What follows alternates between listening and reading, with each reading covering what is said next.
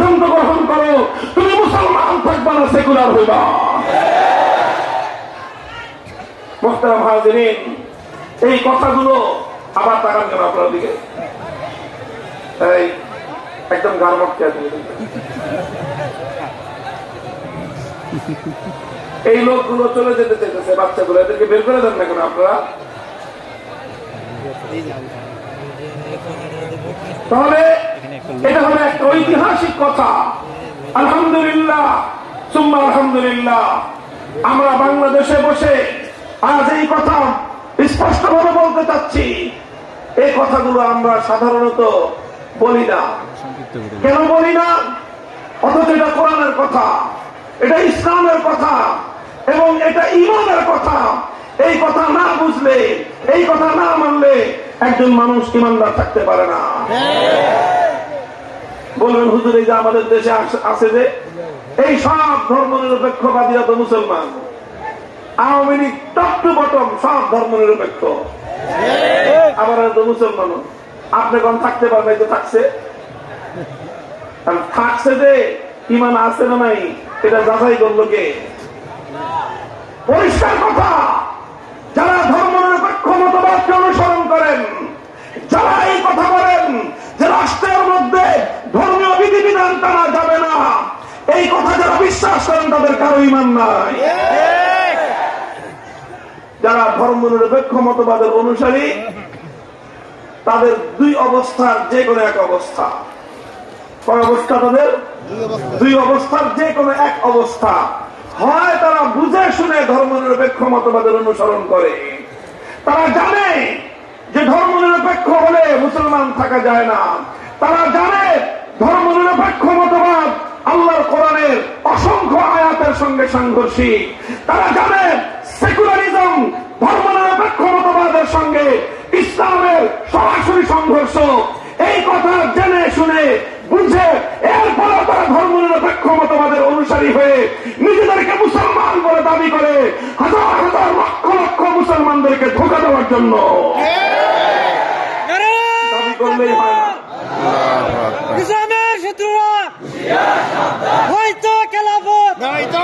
দাবি করলেই সব কথা সত্য হয় না, কথা বলে বেটি। কাদিয়ানীরা নিজেদেরকে মুসলমান বলে দাবি করে কি করে না? বলেন, ধরে বলেন। কাদিয়ানীরা নিজেদেরকে মুসলমান বলে দাবি করে কি করে না? এবার আপনারা বলেন, কাদিয়ানীরা মুসলমান না কাফের? কাফের। তাহলে কাদিয়ানীরা যেরকম নিজেরা মুসলমান হওয়ার পরেও নিজেদেরকে কাফের বলে দাবি করে, ঠিক তদ্রুপ যারা সেকুলারিজম মতবাদকে বিশ্বাস করে তারাও ইসলাম এবং মুসলমানদের মধ্যে থাকতে পারে না, তারাও কাফের। হ্যাঁ, তবে আমাদের দেশের অধিকাংশ ধর্মনিরপেক্ষবাদীরা মূর্খ। আওয়ামী লীগের শুরু থেকে শেষ পর্যন্ত সব মূর্খ। বলবেন ওদের এত বড় বড় শিক্ষিত মানুষ, আপনি এদেরকে মূর্খ বললেন? আমি বলবো যে হ্যাঁ, শিক্ষিত আছে শিক্ষিতের জায়গায়, ডিগ্রি আছে বড় বড়, কিন্তু তারা ধর্মনিরপেক্ষ মতবাদটা আর ইসলামটাকে দুইটাকে একসঙ্গে নিয়ে কোনোদিন পড়াশোনা করে নাই। হয় যদি পড়াশোনা করে থাকে, বুঝে শুনে যদি করে থাকে, যদি বলেন যে না মূর্খ না তাহলে বেঈমান, আর যদি বলেন যে না বেঈমান না তাহলে মানতে হবে মূর্খ। এই দুইটার বাইরে 3 নম্বর সুরত হতে পারে না, হয় বেঈমান না হয় মূর্খ। তো আমরা সহজটাই মনে করি যে এরা সব মূর্খের দল। এই কথা কেন মনে করি? যাতে তাদের ঈমানটা টিকে থাকে, যে না বুঝে করে। বুঝলে কোনদিন কোন মুসলমান আওয়ামী লীগ করতে পারত না। বলবেন যে বিএনপির কি অবস্থা? বিএনপি তো এক সময় এই মতবাদকে বিশ্বাস করত না। এই জন্য বিএনপিরা ক্ষমতায় এসে সর্বপ্রথম সংবিধান থেকে ধর্মনিরপেক্ষ মতবাদ বাতিল করে দিয়েছিল।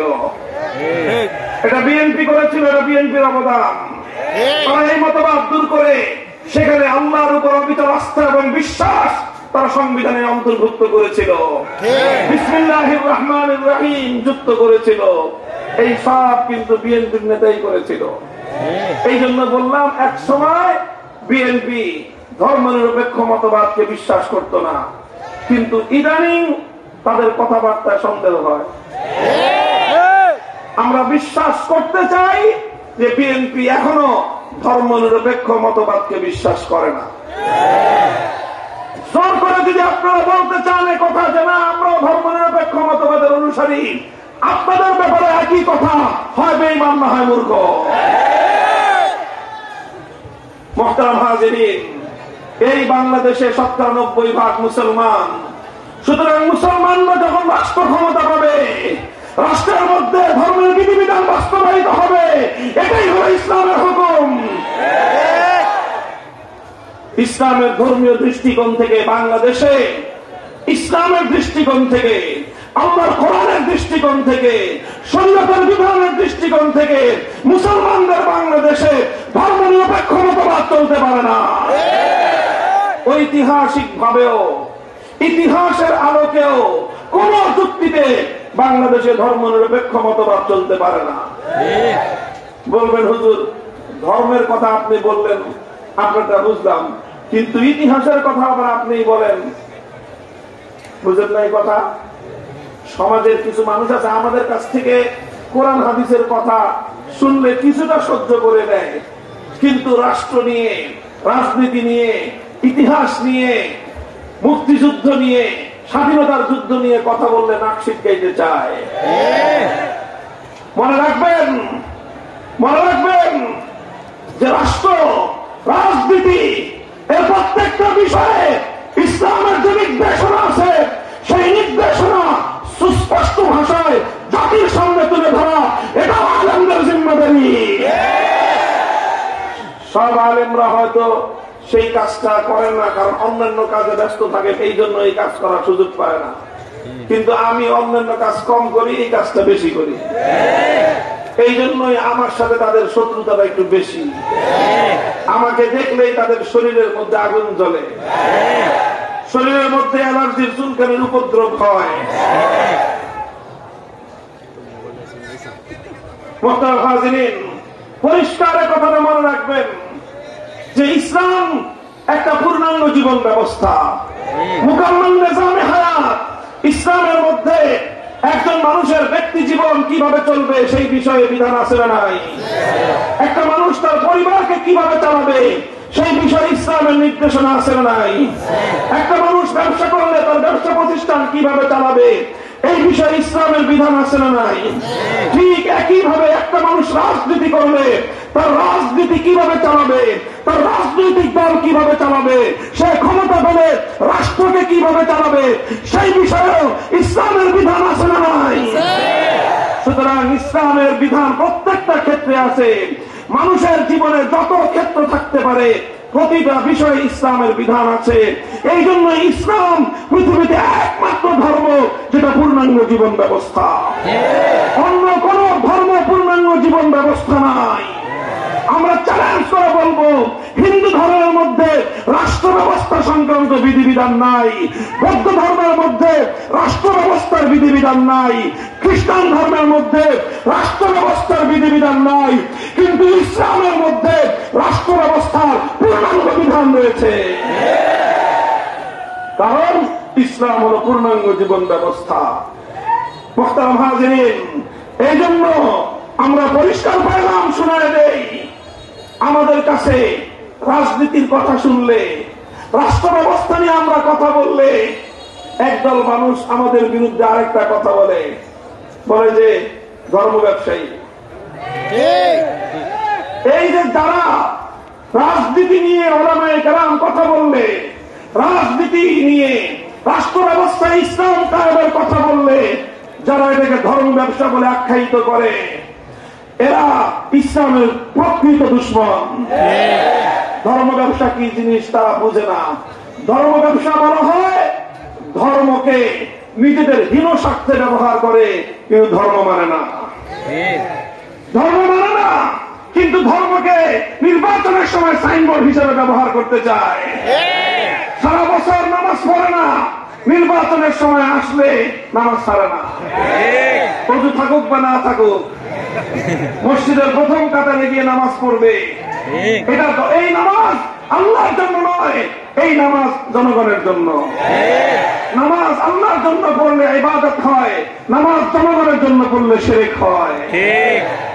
যারা তাদের ধর্মীয়, তাদের রাজনীতির মধ্যে ধর্মের কথা নাই, রাজনীতির মধ্যে ধর্মের আদর্শ নাই, রাষ্ট্র ব্যবস্থায় ধর্ম প্রতিষ্ঠা করবার কোন অঙ্গীকার নাই, কিন্তু তারা স্লোগানের মধ্যে রাজনীতি ইসলামের কথা বলে জনগণের ভোট আদায় করতে চায়, তারা হইল ধর্ম ব্যবসায়ী।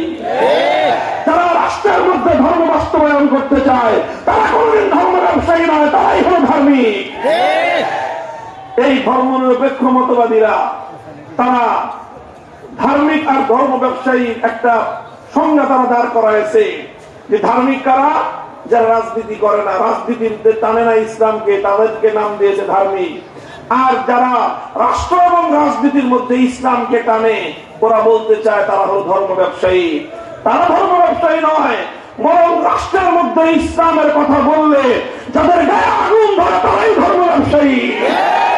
কারণ তোমরা ইসলামের বিধান মানো না, ইসলামকে অনুসরণ করতে চাও না, কিন্তু নিজেরা নির্বাচন আসলে জনগণকে ধোঁকা দেওয়ার জন্য ধার্মিক সাজো, মাথায় টুপি পড়ো, কখন তোমরা মাথায় পট্টি বাঁধো, তোমরা হিজাব পড়ো, হাতে তসবিহ নাও, তোমরাই ধর্ম ব্যবসায়ী।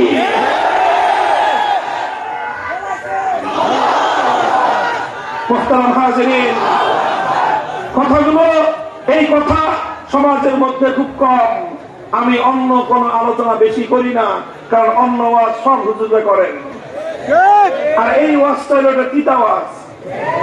এই ওয়াজ করলে সবাই ভালোবাসে না, অল্প কিছু মানুষ ভালোবাসে, আর অনেক মানুষ জানেন শত্রু হয়ে যায়, অনেক মানুষ ক্ষিপ্ত হয়ে উঠে, অনেক মানুষ জুলুম করার জন্য তাদের হিংস্র নখ এবং দাঁতগুলো আমাদের দিকে ছড়িয়ে দেয়, এবং এই সমস্ত কথা বলার কারণে আমাদেরকে জেল জুলুম বরদাস্ত করতে হয়। এই কথাগুলো বলবার অপরাধে আমাদের উপর জুলুমের স্ট্রিং রোলার চালানো হয়। এই কথাগুলো বলবার কারণে ফ্যাসিবাদী রাষ্ট্র সরকার আমাদের উপর ক্ষিপ্ত হয়, আর আমরা তখন সিদ্ধান্ত গ্রহণ করি আল্লাহকে রাজি করব, আল্লাহর দিনের কথা বলবো। এরপরে কে রাজি হলো, কে নারাজ হলো, দেখবার সময় আমাদের না হয়।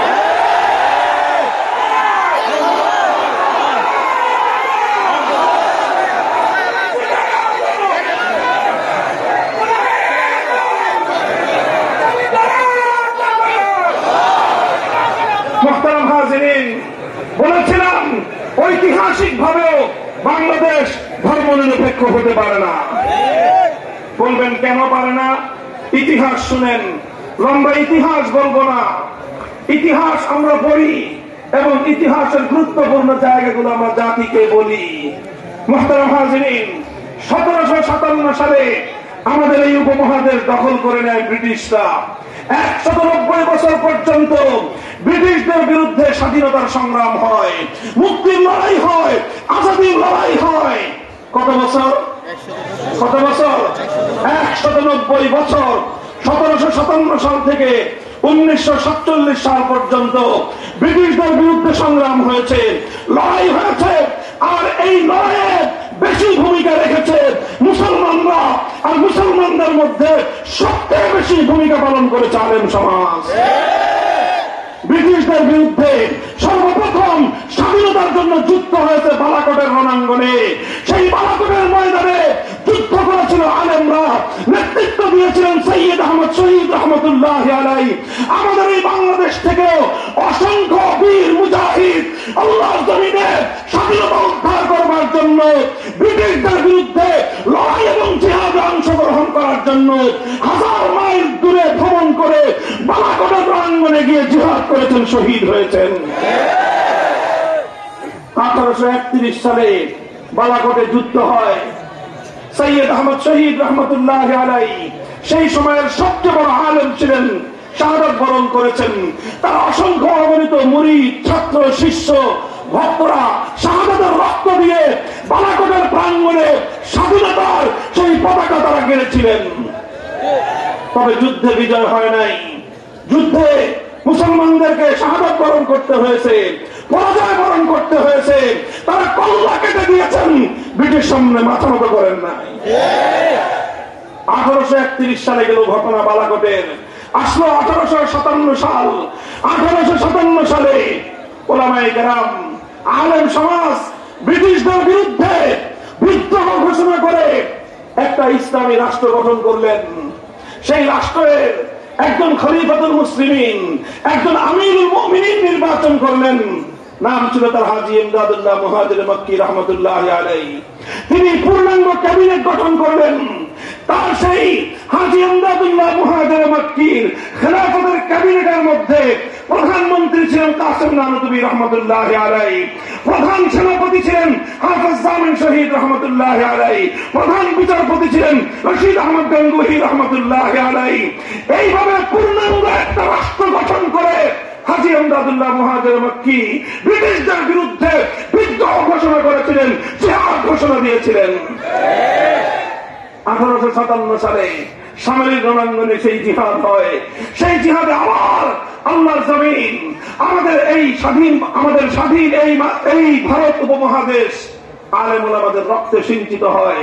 শাহাদাত বরণ করেন প্রধান সেনাপতি সালারে আজম, সেনা প্রধান হাফেজ জামিন শহীদ রহমতুল্লাহ আলাইহি, তিনি শহীদ হয়ে যান। অন্যান্য আলেমরা অনেক রক্ত দেন, অনেকে এই দেশ ছাড়তে বাধ্য হন। আমিরুল মুমিনিন হাজী ইমদাদুল্লাহ মুহাজির মক্কি রহমতুল্লাহ আলাইহি হিজরত করে মক্কায় চলে যান।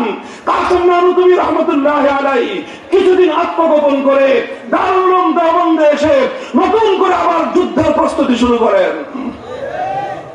মুহতারাম হাজিরিন, 1857 সালে রক্ত দিল আলেম সমাজ। 1857 সালের পর আলেম সমাজের উপর কি ভয়াবহ, নির্মম আর বর্বর নির্যাতন হয়েছিল। ইংরেজ লেখকরা সেই ইতিহাস লিখেছে। ইংরেজদের লেখা সেই ইতিহাসও যদি কেউ পড়ে চোখের পানি সংবরণ করতে পারবে না। হায়দ্রাবাদ থেকে দিল্লি পর্যন্ত 16 মাইল রাস্তা। এই 16 মাইল রাস্তার দুপাশে যতগুলো গাছ ছিল, একটা গাছ অবশিষ্ট ছিল না যেই গাছে অন্তত একজন আলেমকে ফাঁসি দিয়ে ঝুলিয়ে রাখা হয়েছে। কত হাজার আলেমদেরকে তখন জীবন দিতে হয়েছিল, হিসাব করে দেখেন। রাস্তায় গুনবেন 16 মাইল রাস্তার দুই পাশে কতগুলো গাছ থাকতে পারে, আর প্রত্যেকটা গাছে যদি একজন আলেমকে ঝুলতে হয়, কত আলেমদেরকে জীবন দিতে হয়েছে হিসাব করবেন। শুধু একভাবে নয়, অসংখ্য আলেমদেরকে জ্বলন্ত আগুনে পুড়িয়ে হত্যা করা হয়েছে। অসংখ্য আলেমকে মহিষের চামড়ার মধ্যে ভরে, গরুর চামড়ার মধ্যে ভরে এই উত্তাল যমুনার স্রোতের মধ্যে ভাসিয়ে দেওয়া হয়েছে। তাদের লাশ পর্যন্ত কেউ খুঁজে পায় নাই। মুহতারাম হাজিরিন, এভাবে অসংখ্য ওলামায়ে কেরাম জীবন দিয়েছেন, রক্ত দিয়েছেন। ইতিম হয়েছে আলেমদের সন্তানরা, বিধবা হয়েছে আলেমদের স্ত্রীরা, কোল খালি হয়েছে আলেমদের মায়েদের। ওনারা সব কিছু বরদাস্ত করে নিয়েছেন, কিন্তু মাতৃভূমির স্বাধীনতার প্রশ্নে ব্রিটিশের সঙ্গে আপোষ করেন নাই। এরপরে 1866 সালে দারুল উলুম দেওবন্দ প্রতিষ্ঠিত হয়। সেখান থেকে যুদ্ধের নতুন কৌশল ঠিক করা হয়। এরপরে রেশমি রুমাল যুদ্ধ হয়। এভাবে চলতে চলতে দেওবন্দ প্রতিষ্ঠার 80 বছর পর, কত বছর, 1866 সালে দারুল উলুম দেওবন্দ প্রতিষ্ঠিত হয়। আর 1947 সালে ব্রিটিশরা দেশ থেকে বিতাড়িত হয়। 80 বছর সংগ্রাম চলে। সেই সংগ্রামে অনেক ত্যাগ, অনেক কোরবানি, অনেক শাহাদাত, অনেক রক্ত, অনেক জীবন দিয়ে তারপরে ব্রিটিশদের কাছ থেকে মাতৃভূমির স্বাধীনতা অর্জন করা হয়েছে। আমরা ব্যক্তহীন ভাবে বলতে চাই, 190 বছরের ব্রিটিশ বিরোধী সংগ্রামে কোন একটি নির্দিষ্ট জনশক্তি, জনগোষ্ঠী যদি সবচেয়ে বেশি রক্ত আর জীবন দিয়ে থাকে, চ্যালেঞ্জ করে বলবো সেই জনগোষ্ঠীর নাম হলো আলেম সমাজ। 1947 সালে যখন ব্রিটিশরা চলে যাবে, সিদ্ধান্ত হয়ে গেল দেশটা স্বাধীন হবে, তখন বিতর্ক আসলো, নতুন একটা বিতর্ক, যে দেশটা চালাবে কারা। 200 বছর তো প্রায় ইংরেজরা চালালো, এখন দেশ চালাবে কারা? হিন্দুরা বলবো যে দেশটা চালাবো আমরা। তোমরা কেন্দ্রে চালাবা, আমাদের মতবাদ হবে ধর্ম নিরপেক্ষ মতবাদ। আর এই গোটা ভারতবর্ষ জুড়ে অধিকাংশ মুসলমানরা বলল, এত রক্ত দিয়েছি, এত জীবন দিয়েছি, এত কোরবানি করেছি, ধর্ম নিরপেক্ষ রাষ্ট্র দেখবার জন্য নয়, আমরা এমন একটা রাষ্ট্র দেখতে চাই যে রাষ্ট্রে আইন চলবে আল্লাহর, যেই ভূখণ্ডে সংবিধান হবে আল কোরআনের। এটা নিয়ে অনেক দিন দুই পক্ষের মধ্যে দ্বন্দ্ব প্রতিদ্বন্দ্বিতা চলতে চলতে চলতে চলতে শেষ পর্যন্ত 1947 সালে সিদ্ধান্ত হলো, ঠিক আছে, হিন্দুদের জন্য আলাদা রাষ্ট্র, মুসলমানদের জন্য আলাদা রাষ্ট্র হবে। মুসলমানদের রাষ্ট্র চলবে আল্লাহর কোরআনের আইন অনুযায়ী, মুসলমানদের রাষ্ট্র চলবে ইসলাম অনুযায়ী। এটাই ছিল কথা, এটাই ছিল ওয়াদা। এই ইসলামী রাষ্ট্র গঠন করতে গিয়ে মুসলমানদেরকে অনেক ত্যাগ স্বীকার করতে হয়েছে। ভারতের বিভিন্ন হিন্দু প্রধান অঞ্চলে যে সমস্ত মুসলমানরা ছিল, সেই সমস্ত মুসলমানদেরকে সবচেয়ে বেশি ত্যাগ আর কোরবানি স্বীকার করতে হয়েছে।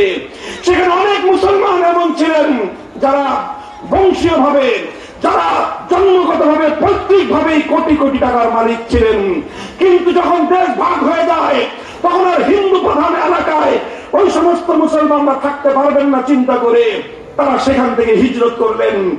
এক কাপড়ে কোটি কোটি মুসলমান একদিনে পথের ভিখারিতে পরিণত হয়ে তারা সুদূর শত শত মাইল, হাজার হাজার মাইল সফর করে মুসলমানদের ভূখণ্ডে তারা চলে এসেছেন। যারা প্রবীণ আছেন 1947 সাল থেকে আজ 2025 সাল, 78 বছর, যাদের বয়স 90 বছর হবে তাদের কিছু কিছু স্মরণ থাকার কথা, কারণ তখন তাদের বয়স 12 বছর।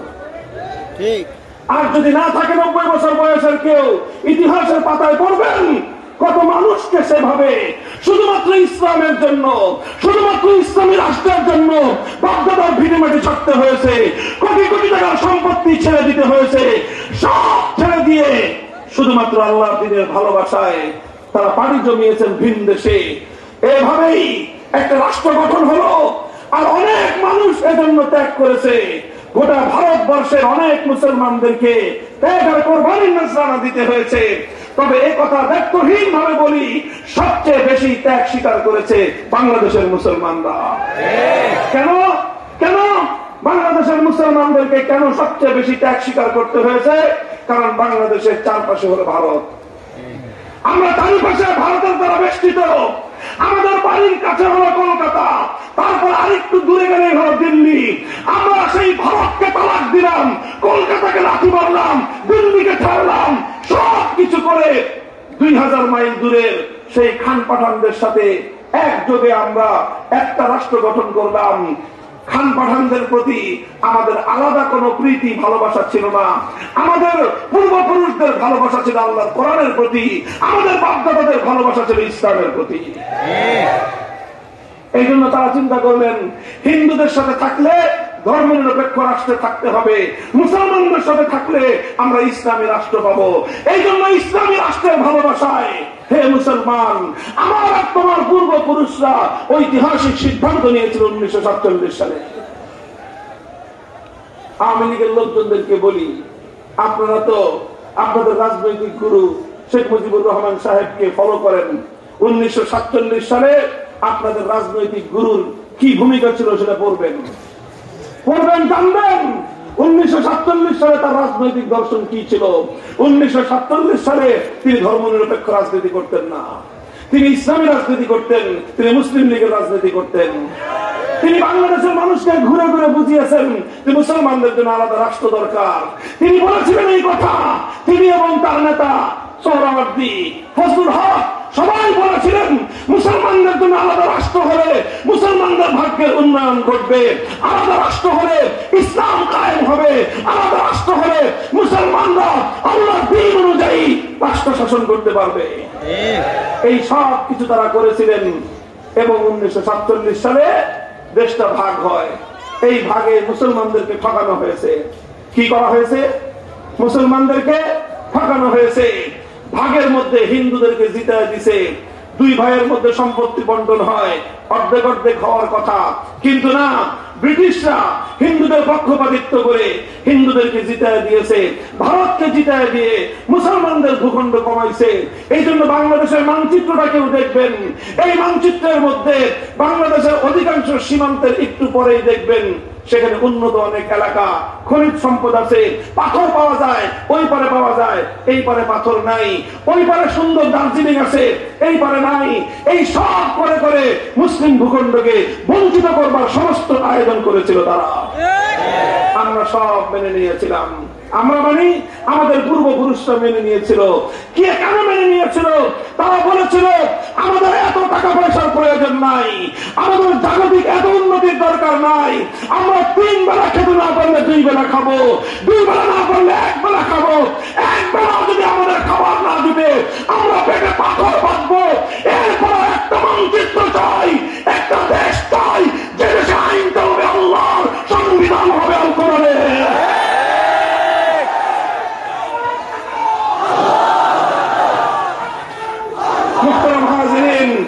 এরপরে 1947 সালে শেষ পর্যন্ত মুসলমানদের এই চাহিদা পূরণ হলো, মুসলমানদের স্বপ্ন বাস্তবায়িত হলো, মুসলমানদের দীর্ঘদিনের অন্তরের আকাঙ্ক্ষা পূর্ণ হলো, মুসলমানদের জন্য আলাদা ভূখণ্ড হলো। মুসলমানরা অপেক্ষায় থাকলো যে কবে থেকে আবার মুসলমানদের জমিনে আল্লাহর কোরআনের শাসন হবে, আবার সেই সোনালী ফুল ফুটবে, আবার মুসলমানদের যুগে, মুসলমানদের সমাজে, মুসলমানদের দেশে আবার সেই আল্লাহর পয়গম্বরের নবীর যুগের সেই সুন্দর সোনালী সমাজ কায়েম হবে। এই অপেক্ষায় তারা থাকলেন। কিন্তু দুর্ভাগ্যজনক ভাবে 1947 থেকে 1971 সাল পর্যন্ত 24 বছর পর্যন্ত পশ্চিম পাকিস্তানি খান পাঠানরা গাদ্দারের বিশ্বাসঘাতকতা করলো। ইসলামের নামে দেশ স্বাধীন করে তারা ইসলাম কায়েম করলো না, এভাবে 24 বছর ওরা গাদ্দারি করলো। আর একই কাজ 1971 থেকে 2024 সাল পর্যন্ত বাংলাদেশের অধিকাংশ রাষ্ট্রনায়করা এই জাতির সঙ্গে, মুসলমানদের সঙ্গে গাদ্দারির বিশ্বাসঘাতকতাই করে গেল। মাঝে মাঝে কিছু কিছু জিনিস 100 টাকার জায়গায় 3 টাকা 2 টাকা দিল আর কি। মুসলমানরা চেয়েছিল কোরআনী শাসন, তারা বললো ঠিক আছে সংবিধানের শুরুতে বিসমিল্লাহ থাকবে। মুসলমানরা বলল আল্লাহর কোরআনের পূর্ণাঙ্গ ব্যবস্থা, তারা বললেন ঠিক আছে আল্লাহর উপর অবিচল আস্থা বিশ্বাস। আমরা বললাম আমরা শরীয়তের বিধান চাই, তারা বললেন ঠিক আছে রাষ্ট্রধর্ম ইসলাম। এতটুক পর্যন্ত কোন রকম নাম কাওয়াজতে টুটা ফাটা কিছু 100 টাকার জায়গায় 100 ভাগের জায়গায় 2 ভাগ 4 ভাগ 5 ভাগ তারা দিল। এটা নিয়ে আমরা এখনো পর্যন্ত আছি। মুহতারাম হাজিরিন, সুতরাং ভাগাভাগিতে 2টা রাষ্ট্র হলো। একটা রাষ্ট্র হলো ধর্মনিরপেক্ষতাবাদীদের জন্য, আরেকটা রাষ্ট্র হলো ইসলাম কায়েমের জন্য। এবার আপনারা বলেন, যখন ভাগ হয়ে গেল 2টা 2 জায়গায়, যারা ধর্মনিরপেক্ষ থাকতে চায় তাদের জন্য তো ধর্মনিরপেক্ষ বিশাল ভারত আছে। মুসলমানদের ভূখণ্ড তো শুধুমাত্র ইসলামকে যারা ভালোবাসে তাদের জন্যই। বলবেন হুজুর তাহলে হিন্দু, বৌদ্ধ, খ্রিস্টান, অন্য ধর্মাবলম্বীদের কি হবে? তারা কি থাকবে না? আমি বলবো অবশ্যই থাকবে। কারণ ইসলামী রাষ্ট্র প্রতিষ্ঠিত হলে হিন্দুরা তাদের ঘরে বসে যে অধিকার পাবে, ভারত হিন্দুদেরকে সেই অধিকার দিতে পারবে না। ইসলামী রাষ্ট্র প্রতিষ্ঠা হলে একজন বৌদ্ধ এবং একজন খ্রিস্টান যেই নিরাপত্তা, যেই স্বাধীনতা, সে তার ধর্ম পালন করবার যেই নিরাপত্তা পাবে, একটি উগ্রবাদী ভারতে সেই নিরাপত্তা কোনদিনও সে পাবে না। তোমরা থাকবা, তোমরা থাকবা, অন্যান্য ধর্মাবলম্বীরা ইসলামী রাষ্ট্রে থাকবে। আল্লাহর নবী তাদেরকে ইসলামী রাষ্ট্রে মেহমান হিসেবে আশ্রয় দিয়েছেন। তোমরা মেহমানের মতো থাকবা, শুধুমাত্র একটা সার্ভিস চার্জ দিবা। ওই সার্ভিস চার্জের বিনিময়ে আমরা তোমাদেরকে সব ধরনের নিরাপত্তা দিব, সব সার্ভিস দিব, যা যা প্রয়োজন সব তোমাদেরকে সরবরাহ করা হবে। তোমাদের জমিতে কেউ চোখ তুলে তাকাবে না, তোমাদের ব্যবসা প্রতিষ্ঠানে কেউ আঘাত করতে পারবে না, তোমাদের মন্দিরে কেউ হাত দিতে পারবে না। জাহাজ একজন সংখ্যালঘু মানুষের সম্পদ, তার ইজ্জত অথবা তার ধর্মীয় নিরাপত্তায় জাহাজ পারবে। মুসলমানরা ইসলামী রাষ্ট্র জাহাজ ভেঙে গড়িয়ে দেবে।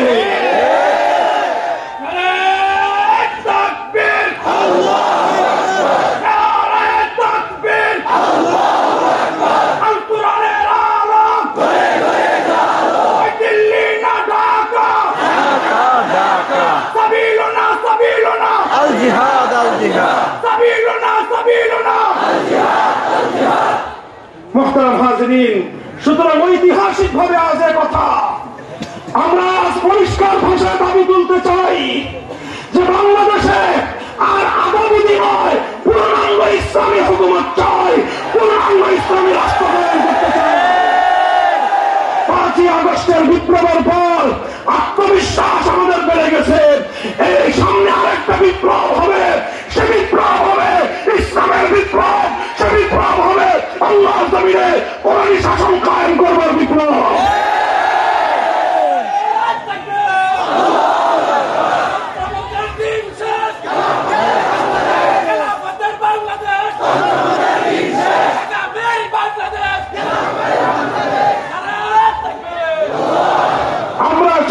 প্রতিষ্ঠার জন্য, আমরা সেই রাষ্ট্র ব্যবস্থা গড়ে তুলবার জন্য এখন থেকে ঘরে ঘরে আমরা দুর্গ গড়ে তুলব, আমরা প্রস্তুতি গ্রহণ করব, আমরা আমাদের সন্তানদেরকে খেলাফতের সৈনিক হিসেবে গড়ে তুলব। কথা বলে ঠিক লেগেছে। যেভাবে আগস্ট বিপ্লবে 2000 দামাল সন্তান বুকের তাজা রক্ত দিয়ে আবু সাঈদের মুগ্ধরা জালেম স্বৈরাচারী ফ্যাসিবাদকে বিতাড়িত করেছে, যদি আল্লাহর কোরআনের বিপ্লবের জন্য 2000 নয় 20,000 2 লক্ষ টাকা প্রাণের রক্তের প্রয়োজন হয়, শহীদকে কারা দেওয়া, কারা জীবন দেওয়া।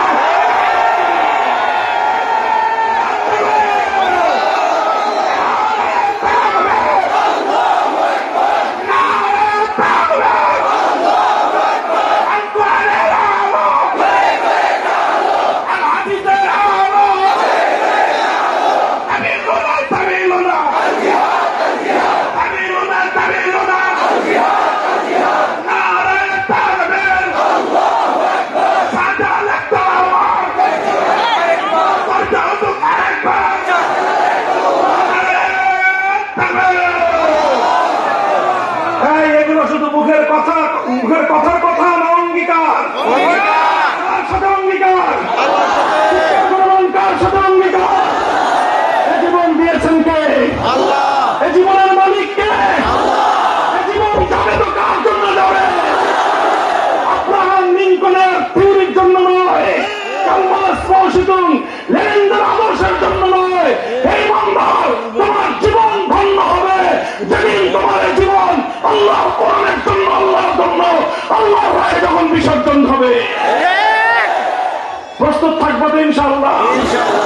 যদি আমি আর তুমি প্রস্তুত হই ইনশাআল্লাহ, যেভাবে মোদীর মতো এত বিশাল সাম্রাজ্যবাদী ভারত তার কৃতদাসী শেখ হাসিনাকে বাংলার ক্ষমতায় রক্ষা করতে পারে না। কারণ এদেশের মানুষ যখন ফাঁসিবাদের বিরুদ্ধে রক্ত দিতে প্রস্তুত হয়েছে, জীবন দিতে প্রস্তুত হয়েছে, জাতি যখন ঐক্যবদ্ধ হয়েছে, তখন কোন স্বৈরাচারী শক্তির আর প্রতিরক্ষা হয় না। ঠিক একইভাবে যারা এদেশে মুসলমানদের দেশে থাকতে চাও, মনে রাখো এদেশটা হাজী শরীয়তুল্লাহ রক্ত দিয়ে কেনা হয়েছে। যারা এদেশে থাকতে চাও মনে রাখবো এদেশটা ফকির মজদুর সাহেবের রক্তের বিনিময়ে আমরা খরিদ করেছি। তিতুমিরদের জীবনের বিনিময়ে দেশ আমরা পেয়েছি। এদেশটাকে পাওয়া হয়েছে, ভাগ করা হয়েছে ইসলামী হুকুমত কায়েম করবার জন্য। আইয়ুব খান, ইয়াহিয়া খান, টিক্কা খানরা যেরকম গাদ্দারি করেছে, বাংলাদেশের আমাদের স্বদেশী শাসকরাও গাদ্দারি করার কারণে ৭৮ বছর পর্যন্ত এই জাতির মুসলমানরা বঞ্চনার শিকার, লাঞ্ছনার শিকার, গাদ্দারি এবং বিশ্বাসঘাতকতার শিকার। আমরা বেশি দিন এই গাদ্দারির শিকার হয়ে থাকতে চাই না। কথা বলেন ঠিক না বেঠিক? ধর্ম নিরপেক্ষ মতবাদ সহ রাষ্ট্র রাজনীতি থেকে ইসলামকে যারা দূরে রাখতে চাও তাদের জন্য তো সীমান্ত খোলা আছে। তোমার নেত্রী যেই দেশে গেছে ওই দেশটা তো ধর্ম নিরপেক্ষতার জন্যই। চলে যাও, তোমাদের জন্য ভিসাও লাগে না। খুলে দিছে দাদা রঙ্গরখানা, যাও আর খাও। তবে ওই দেশে বসে এদেশের বিরুদ্ধে ষড়যন্ত্র করার চেষ্টা করো না। মনে রাখো, তোমরা যত ষড়যন্ত্র করবে এদেশের মানুষ তত বেশি সংঘবদ্ধ হবে। শুধু মুসলমানরা নয়, হিন্দু, বৌদ্ধ, খ্রিস্টান যারা মুসলমানদের দেশে ভালো আছে তারাও চায় দেশটা মুসলমানদের হাতেই থাকুক। কাজে এদেশের বিরুদ্ধে ষড়যন্ত্র করলে কোনো লাভ হবে না। যত ষড়যন্ত্র করবা দেশবাসী ঐক্যবদ্ধ হবে। কথা বলেন ঠিক না বেঠিক? এই জন্য স্পষ্ট আমাদের পয়গাম, আপাতত দুইটা পয়গাম।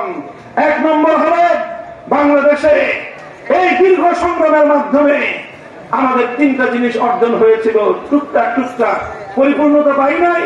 100 ভাগের জায়গায় 2 ভাগ, 3 ভাগ আর 5 ভাগ। 1 নম্বর পেয়েছিলাম সংবিধানের শুরুতে বিসমিল্লাহির রহমানির রহিম। 2 নম্বর পেয়েছিলাম সংবিধানে আল্লাহর উপর অবিচল আস্থা এবং বিশ্বাস। 3 নম্বর পেয়েছিলাম রাষ্ট্র ধর্ম ইসলাম। কথা বলেন ঠিক না বেঠিক? এই তিনটার দিকে দুইটা তো আছে, আরেকটা নাই, ওটা তাড়াতাড়ি ঢুকাইতে হবে আবার। আর এর মধ্যে থেকে কোন একটাকে যদি কেউ বানচাল করবো, কোন রকম বিরোধী সন্ধি করে গোটা বাংলাদেশে রাষ্ট্র ধর্মকে ইসলাম রাখার জন্য প্রয়োজনে আমরা যা করতে হয় তাই করবো।